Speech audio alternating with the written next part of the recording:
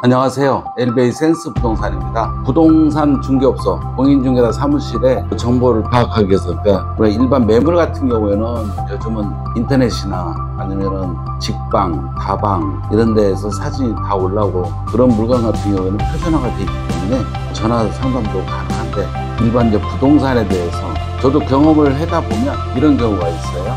경매 물건을 저희 사무실 주변 거를 알고 싶어 하는 경우가 있어요. 부동산 사무실에 직접 찾아가서 상담을 하는 게 제일 좋아요. 왜냐하면 전화로 상담을 했을 경우에 부동산 중개업소에서는 상대방이 누군지를 몰라요. 그리고 부동산 중개업소에서 설명을 제대로 해줘야 될 의무도 없어요. 그렇기 때문에 저도 그 좋은 물건을 구하기 위해서 주말에 도시락을 싸들고 다니면서 한 10개월, 1년을 쫓아다니면 그 수많은 물건을 확인하고, 이렇게 했을 때 1년에 물건, 좋은 매물, 이런 물건을 구하더라도 그렇게 많은 매물이 나왔어도 1년을 쫓아다녀야 물건을 하나, 좋은 물건을 잡을 수가 있다라고 해야 되나? 이렇게 해야 되는데, 저도 중개업을 20 몇 년을 하고 부동산 쪽에 전문가라고 하지만 타 지역에 있는 건 잘 모를 수가 있지 않습니까? 이럴 경우에 부동산 중개업소에 가서 반드시 중개업소에 들어가서 아주 점잖하게, 그 다음에 이제 자동차 트렁크에 바카스라든가 이런 걸 사가지고 가면서 직접 대면을 해서 상담을 하거든요. 그러면서 실질적으로 매매 물건이랄까 이런 물건 같은 경우에, 그러니까 매매 대금이 어느 정도냐고 중개사무소에 여쭤보면은 최근에 거래된 사례가 없기 때문에 잘 모른다라는 식으로 얘기하시는 경우가 많아요. 그런데 부동산 중개업소에서는 제가 파악하는 거는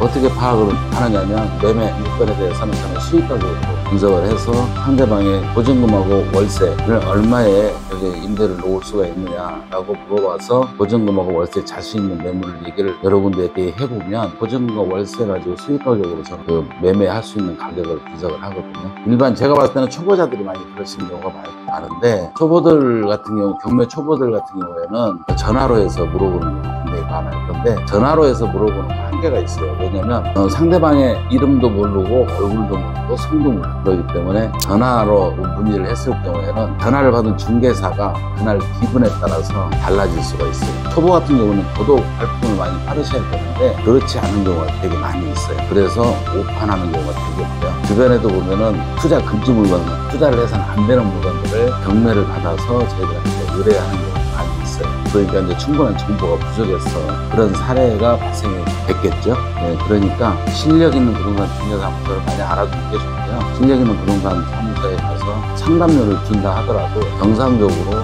직접 찾아뵙고 대면해서 모든 거를, 물건에 대해서 파악을 하는 게 훨씬 실수를 줄일 수 있는 방법 중에 하나입니다.